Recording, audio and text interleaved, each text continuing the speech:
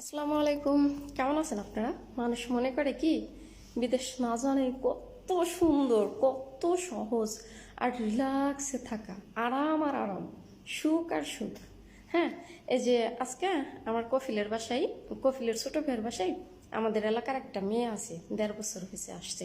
এ পর্যন্ত মেয়েটার সাথে আমার দেখা হয়নি, কারণ একজন আরেকজনের বাসায় যাই না, নিজের গেটের বাইরে বাড়াইতে পারি না আমরা। ঠিক আছে, এই যে আসছে আমাদের মজলিসে এখানে যে বালিশ কালা রাখা ছিল আইসে নিয়ে গেছে, আমি নিজেও জানি না, আমি রান্নাঘরে কাজ করতেছি।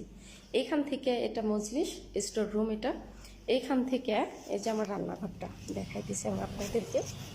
কতটুকু দূরত্ব, এই যে আমাদের বাড়ির বিল্ডিং, আর এই যে এইটুকু জায়গা, ওই যে আমার রান্নাঘরের কোনাটা, ওই যে গ্যাসের এই দুইটা, ওইটা হয়েছে আমার রান্নাঘর।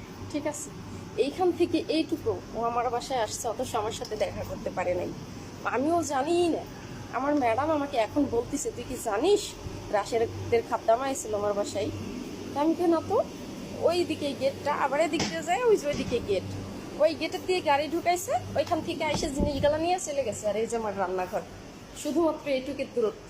ঠিক আছে, তা ও পারে নাই আমার সাথে দেখা করতে, আর আমি তো জানিই না, আসতে পারে নাই। এইটা হয়েছে বিদেশ, বুঝতে পারছেন? যে একই এলাকার মেয়ে একই বাড়িতে আইসে অথচ দেখা না করে চলে যার নাম, এটাই হয়েছে বিদেশ।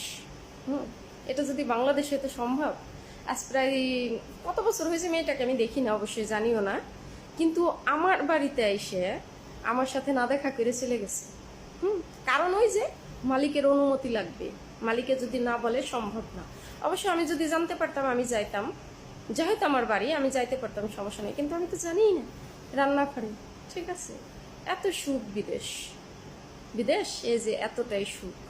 অথচ এই যে এই রান্নাঘরে, একই রান্নাঘরে দুইটা বাঙালি যদি থাকি, ম্যাডাম যদি একটু কড়া হয়, দুইটা বাঙালি পাশাপাশি কাজ করব, কিন্তু একজন আরেকজনের সাথে কথা বলতে পারবো না, বলতে দিবে না। এটা হচ্ছে বিদেশ। ঠিক আছে, ধরেন আমি যদি আমার ম্যাডামের ভাইয়ের বাসায়, বোনের বাসায় বা কারোর বাসায় যাই, ওই বাসায় যদি কাজের মেয়ে থাকে, ম্যাডাম যদি বলে যে ওর সাথে কথা বলবি না, বলার ক্ষমতা নেই। এটা হয়েছে বিদেশ। ঠিক আছে, একটা মেয়ে এইভাবে থাকে বিদেশে, তবু মানুষ মনে করে না জানে কত সুখ, কত শান্তি। বিদেশে গেলেই শুধু টেকা আর টেকা, কিন্তু বিদেশে যে বুক চাপা একটা আত্মনাদ, মানে জেলখানার মধ্যে থেকেও যে একটা ভয়ঙ্কর কষ্ট, পাশে দাঁড়িয়ে থাকা মানুষটার সাথে কথা না বলার যে একটা হাহাকার, এটা এটা কাউকে বোঝানো যায় না, এটা বুঝতেও পারবে না। শুধুমাত্র একটা খাদ্দামা বলে না, ওই খাদ্দামা মেয়েটাই জানে, তাছাড়া